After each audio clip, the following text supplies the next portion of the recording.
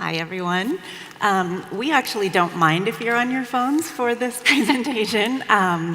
This is about influencer marketing after all, and we have influencers here who are going to drop some knowledge. So we would love it if you shared that on Twitter or your Instagrams as you see fit. I'm going to start with Taylor and let all of our influencers here introduce themselves and tell you a little bit about what they do and how they influence. Yeah, so my name's Taylor Nolan, and I mainly work on Instagram. I was on The Bachelor, and then I was on Bachelor in Paradise, and so developed a large following on Instagram from there.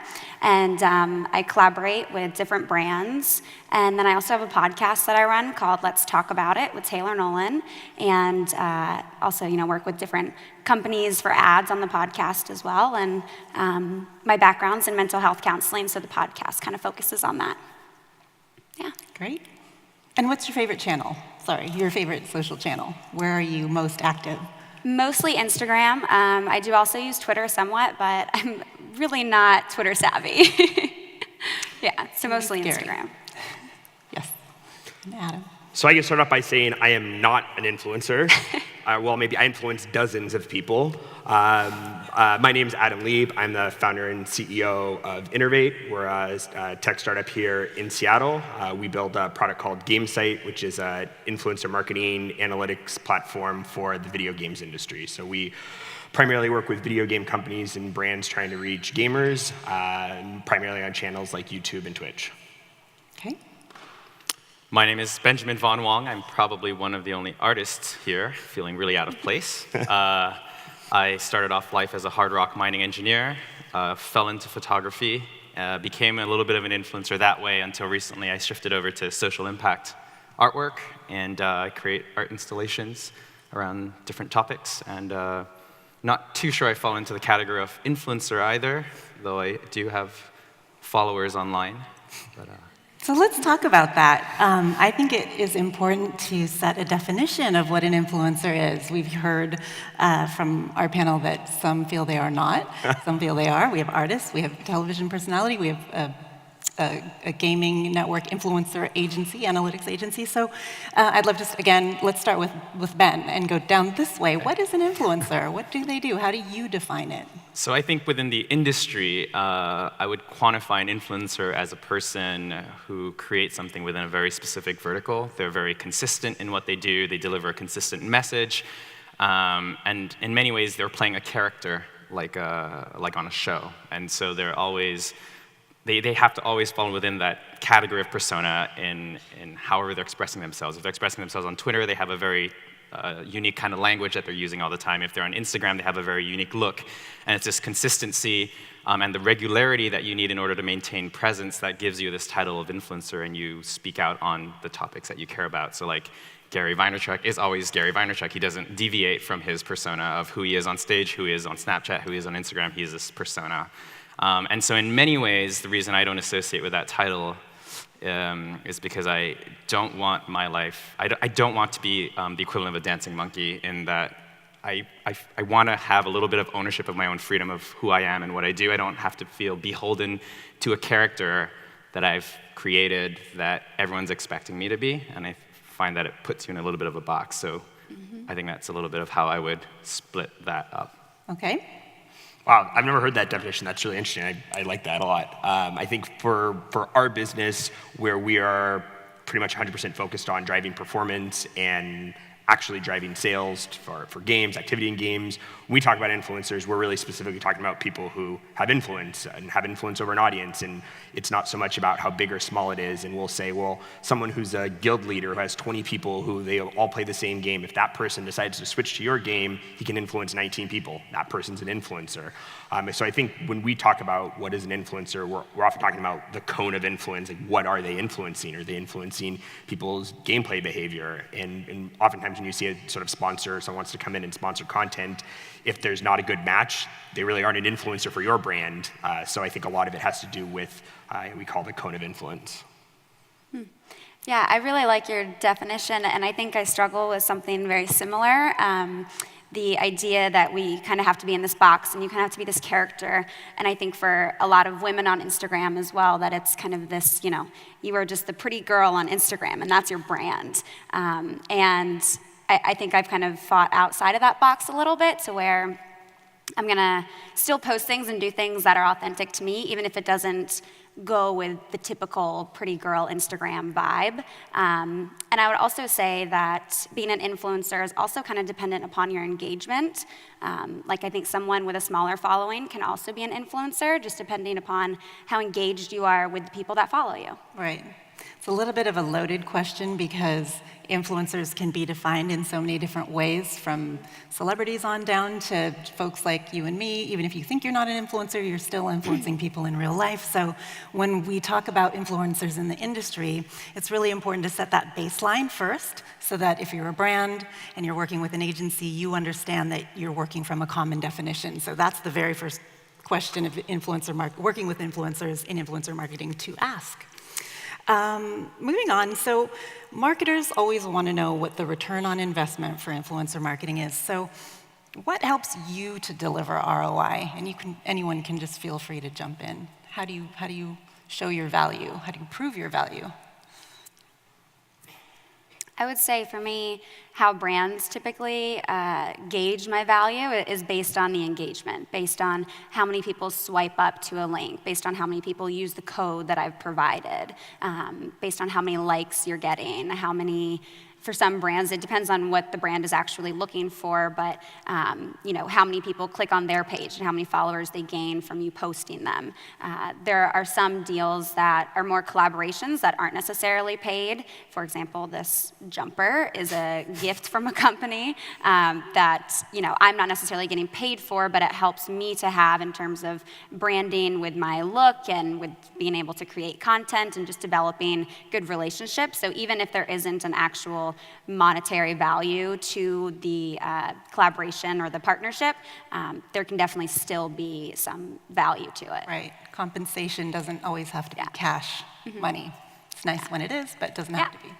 So do you have proof at the ready when a brand comes to you and asks you, how do you prove your ROI? Can you show them stats about how you drive engagement? Yeah, so on Instagram, they provide all kinds of different analytics, and typically I'll screenshot that to my agent, and then my agent will forward that over to the company, and that can help, determine future deals and help determine deals with different companies as well. They can share and say, this was a deal we did with Taylor with this company, and she was able to get this many swipe ups, and it was at this time of day, and there's all kinds of analytics behind that we share with companies. Anyone else? Yeah, I think that's pretty much the focus of my business. So something we think about a lot. What we typically try to do is bifurcate sort of influencer campaigns into two categories. They're either brand or they're either performance. And if it's performance, it's all backing out to CPA. Can you explain the jargon? Sure. I imagine for this audience, this is probably something they all think about every day. But cost per acquisition, cost per install, cost per engagement, whatever sort of the metric of success is. It could be different for every campaign, but we're trying to back everything out into true ROI, or at least the closest thing to possible true ROI if it's a performance campaign. But I think oftentimes there's nothing wrong with saying this is a brand campaign and we're not looking for installs to our game. What we're really looking to do is sort of attach our brand to a celebrity, or like the idea of these are the type of clothes people like this wear. They might not be saying how many jumpers can Taylor sell for us today. Yeah. That's a different type of campaign, and I think being upfront with what you're looking for, because if you're saying, I want as much exposure as possible, the things you're going to do to get views might not be the same things you might do to drive sales. And so we try to split that notion up front, and then if it's performance, then you want to back out to CPA. I think you make a really good point that not only are there different levels of that purchase funnel that influencers are trying to drive to, from awareness to sales, but that different influencers can be used across all layers of that funnel to get to where you need to go. And goals, ROI goals depend from brand to brand, program to can differ from brand to brand or program to program. I think it's probably the thing I've seen people be the most disappointed about with their influencer campaigns is they run it like a brand campaign and expect performance. And when people aren't aligned around the goals, then creators aren't going to create the type of content that gets to the right goal. So I think that's super important up front. Yes.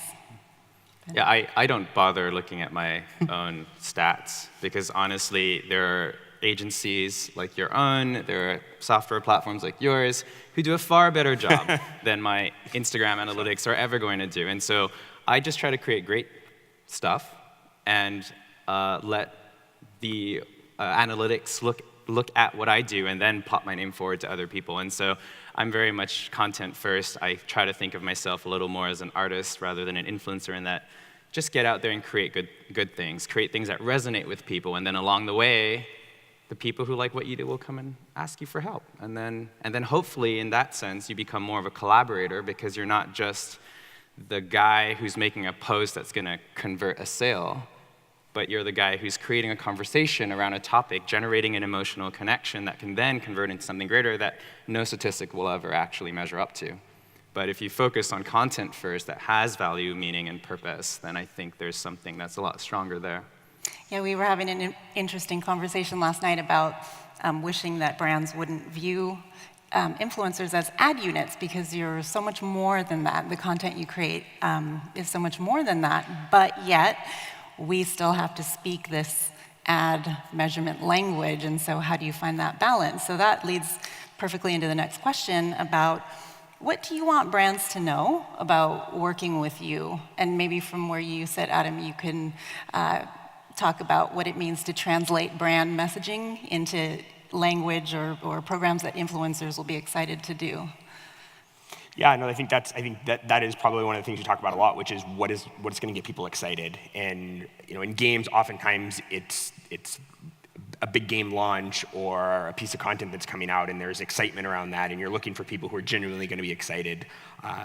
We're seeing brands do all sorts of really, really clever stuff in terms of bringing sort of like potential influencers they might want to work with out to their offices, including them sometimes in the game development, and hey, we're thinking about this or this, what do you think, what would be more fun for you to play? And I think that level of buy-in as early as possible is likely to lead to more genuine, authentic content. I mean, if they asked you, what should we do with this jumper? Should it be, I guess I don't know things about jumpers. should it be blue or red? I guess that's the thing.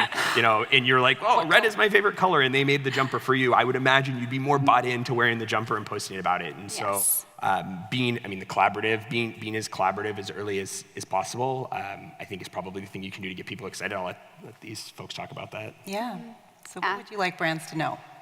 Yeah, and I think it's really easy for the people that follow you to tell when you're posting something that's very disingenuous or inauthentic. And I think it's important for me, at least when I'm working with brands and I'm sending them content for approval, that if they approve a photo that, say I'll send 5 photos for them to approve, and they approve one that just really doesn't feel like me, and I'll say, well, this one's really my favorite, and I think that my followers will relate to this one more, or even when dealing with a caption. I just was dealing with that before coming out here, with them wanting the caption to start off with like, oh, tag a friend who blah, blah, blah, and like, is that really how I would start a caption that my followers would pay attention to? No. And so making sure that you're working with brands that understand that and allow you to still post in authentic ways if possible. And that's always important for brands to know about me, yeah. Ultimately, that's what brands are paying for, is your voice. And so the idea of writing a script, I think that's probably like the biggest no-no, is like trying to write a script or caption or anything like that, because ultimately what they want is your voice. And so if they're just putting their voice out there, they should just post an ad on Instagram themselves. Yeah, and another piece to that too, I think one thing that I know I've struggled with working with different brands, being a woman of color, that they'll send me examples. And I had one instance where, I had sent a photo, and it was a great photo, and it looked a lot like what would blend with some of their other content. And then every other image that they sent me for an example was a white blonde woman with a baby. And I was like, do you want me to turn into a white blonde lady with a baby? And I think that, making sure that you are still being authentic to you and kind of letting brands know that, I'm not going to look like this, but this is kind of how I look, and I think that my followers will relate to that because this is going to be authentic to me. That's a really good point. I mean, I don't want to minimize what you were saying about being a woman of color and standing out, doing what you're doing, for brands out there, for everyone out there, just everyone to have that awareness that if you're sending examples, if you're using stock photos in decks, make sure that they reflect the world around us. So it's a very good point. I personally feel that the way we think about advertising might be a little off. At least the creative funnel to me is completely flawed, because you have a big brand that hires a big agency that breaks it down into smaller agencies, and then they eventually find you. And then by that point, after it's gone through 17 layers of corporate yeses, you got a creative that's already like it's this box. And now, okay, here's your creative. Please post with these options of taglines, these 17 different hashtags, and please make it authentic. Right. I mean, what are you going to get out of it? You're going to get out exactly what's expected. And in that same structure, nobody really wants to take too much risk along the way. And so you end up with these very cookie cutter, extremely forgettable pieces of content that, yes, might convert, because really it's just a little thing that scrolls by and it doesn't have to be the most memorable thing. And so I think these kind of creative campaigns are necessary. But if you're wanting to stand out, if you're wanting to disrupt something, if you're really wanting people to care about something more than just the next ad that scrolls by, that creative process, in my opinion, is deeply flawed. So rather than using this roster of creativity that could be available to people, it's completely switched up. You're now dealing with a bunch of suits that are sitting in a creative office, very similar to what Trisha was saying yesterday about thick data versus big data. You're not connected to the rest of the world. And so there's this hierarchy that's, I think, extremely detrimental to the creative process. And when you look at it from an analytics perspective, for sure, you see how the algorithms work, you see how the conversions work. Maybe all that creativity isn't necessary. But that's only if you're looking for conversions. If you're looking for something that will shift culture, create conversations, if you want to experiment, those conversations need to happen, I think, at a more grassroots level. Yeah, I think the big myth of influencer marketing is that, yes, it's about connecting with authentic people to tell authentic brand stories, and yet the reality is that, Adam, you were saying you like to get in early on and have influencers maybe be involved with the game from the beginning and see how, the sausage is made, for lack of a better way to put it. But the reality is more like what Ben is describing, where we don't, we get the final diluted message, and we're trying to push authenticity, which doesn't always land. So that then leads into a question about monetization, and I would really love to break down that topic. Do you get paid? How do you get paid? When do you decide to accept a program? When do you turn it down? How do you set your rates? Can we just kind of air that all out for everyone to hear? Yeah, let's hear it. So most of that for me goes through my agent, and he'll base that upon the number of followers that I have, but then also, more importantly, is the engagement. So how many people are actually liking my photos, how many comments I'm getting on photos, and essentially, the more engagement you have, the more money you can get paid. For me, my typical range with my following, I'm at about 290 to 290,000. That's about anywhere between 2,000 to 4,000 per post, and that depends on, if the brand wants a story and a post, if they just want a post, if it's just a story, if they want the story as a highlight for a week or whatever.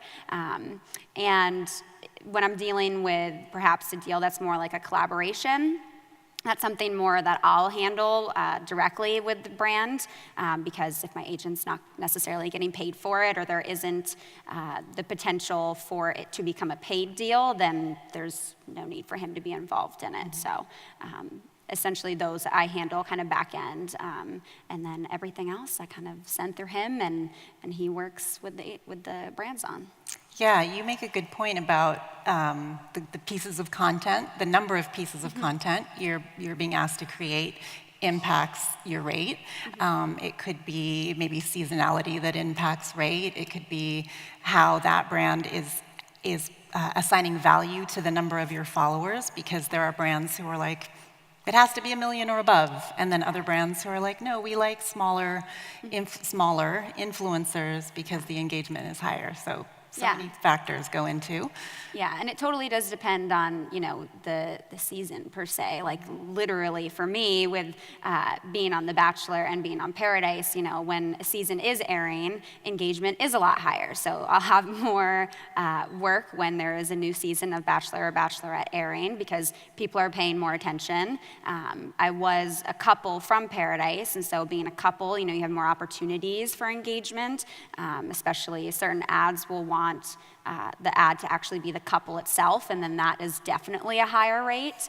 So there's all kinds of different factors involved, and social media in general, for influencers personally, I think can be a very slippery slope in terms of comparison and trying to keep up with everything, and how can you make your life more interesting so you can gain more followers, and that's where then I have the Let's Talk About It podcast, because I'm like, we really need to talk about our mental health here because this can be really dangerous stuff. Yeah, there's no standard, I think is the point of any of rates in the influencer world. So it all depends. Everyone's favorite answer. I mean, I do things free, partnered, or commissioned. So that's how I divide it. I love doing things for free because I can do whatever I want. There are no rules. Yeah. There are no expectations. Partnerships are an interesting one. So it has to be of equal valuation for both parties, whether they're providing you with access to something in exchange for visibility, whether they're giving you product that is of greater value than what you're delivering, so on and so forth.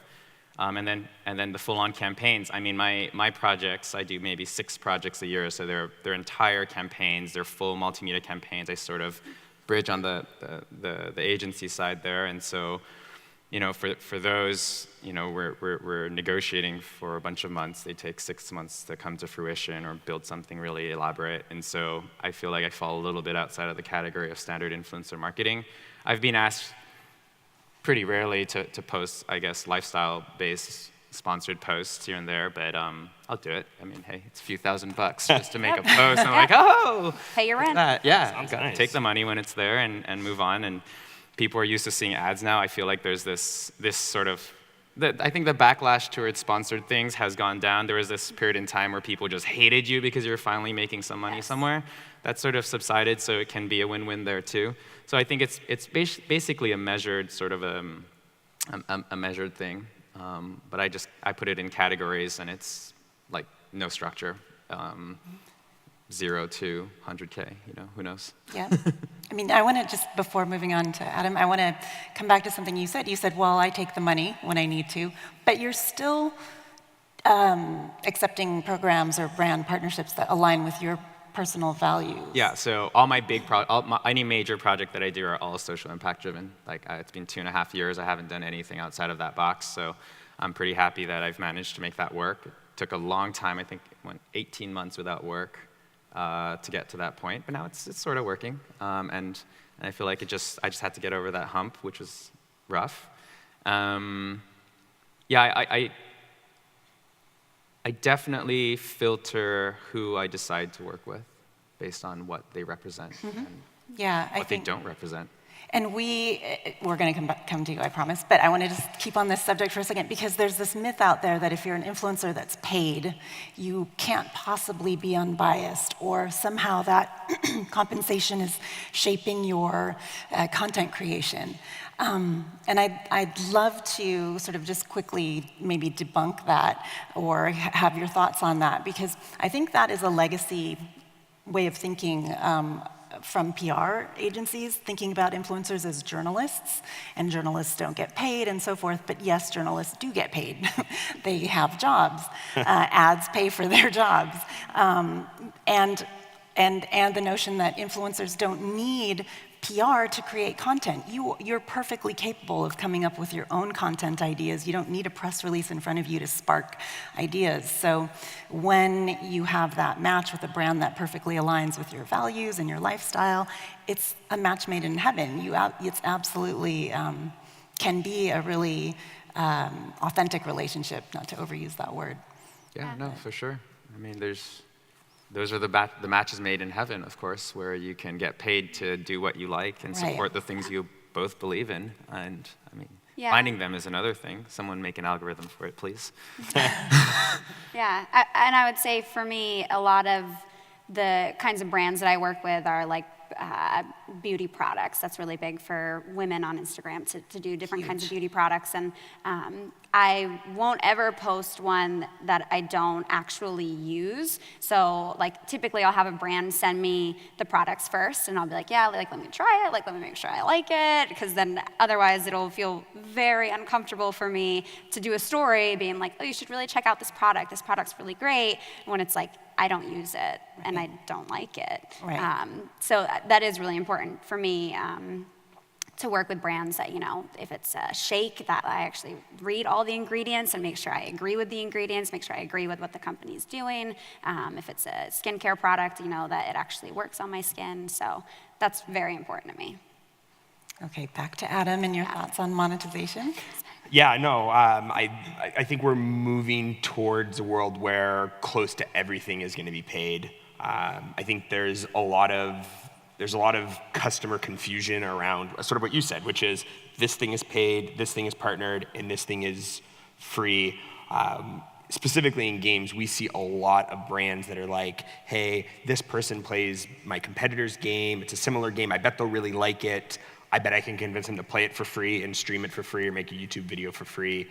That's been going on for a long time, and it's starting to fade.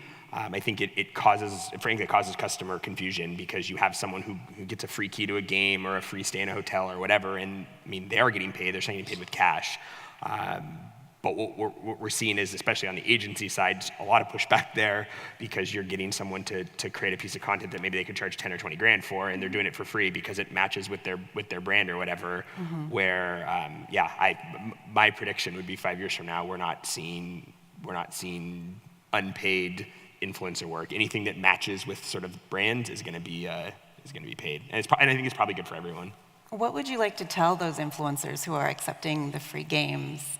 Stop giving away $20,000 worth of value for nothing. I mean, I think that's ultimately what it is. And what that does, I mean, maybe you're willing to do that, but what it does is set the expectation for that publisher, that brand, that that's sort of okay. And then they start pushing other people who say, oh, sure, I'm happy to do this, and it fits with me, and here's my rate. And they go, I'm going to go try to get someone to do this for free. It's not really good for the industry. It's good for brands who can get stuff for free, but that's going to go away. Okay, last question quickly. What do you see as the next big thing for you, or in general for influencer marketing? Oh man. What are you excited about? I don't know exactly, but I mean, for me personally, the thing I think I'm excited about more now is just continuing to create authentic content, regardless of if it means an increase in following or not. For a while, I definitely felt like I was put in this box that you spoke about earlier, and now I'm like, if I want to post my cat, I'm going to post my cat. Yes. And I think just continuing to try to have a very empowering message for people, both on Instagram and through the podcast. But I think, I've heard really great things about people using YouTube, and I'm friends with a few friends who use YouTube as doing vlogs and stuff, and I think that might be an area I explore soon, but not sure. Yeah. Anyone else? I think from our perspective, we've seen, and I think we're going to see a lot of FTC lawsuits filed against brands who are getting people to create content for free when they're still paying them, and so I think we're going to see a huge backlash there in this sort of pseudo paid influencer content work, where that's going to go away. It's going to move to paid, or those brands are going to get out, and I think we're going to see a lot of the sort of social mores around kind of disclosures and things are really going to change, and they're going to start being a little more aggressive. Mm-hmm. Okay. I think I'd like to project things a little bit further. So we're in a world where there are more and more content creators, so access, everyone's becoming an influencer, everyone has a camera, everyone can talk about the things they care about, everyone's followed by at least a few hundred people. And so, it's sort of becoming a very busy space. Yet you look at the world that we're living in that's headed towards automation, the jobs that are the most interesting are the ones that require creativity.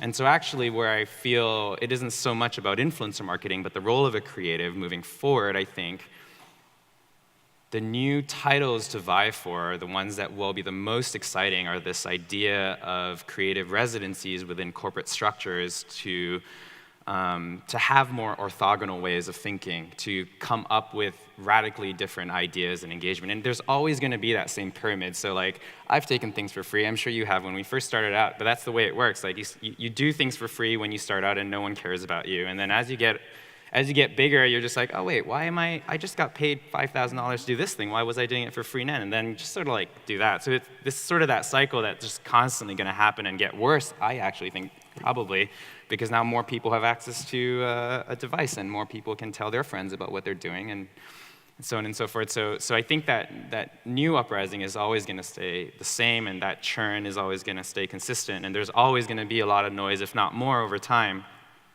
But what would be interesting to kind of aspire for, the collaborations that would be the most interesting for brands and creatives is this new idea of residencies, this maybe something that isn't KPI driven. Let's try to create something that will actually resonate. Let's create something that people will remember. Let's not just get lots of impressions, lots of numbers, lots of views. Because you don't have to do great content to get lots of views. You just need to have a lot of money poured into ad dollars. Right. All right, on that note. But that's not going to get anyone remembering you, right? So. That is our time. Thank you very much. Thank you.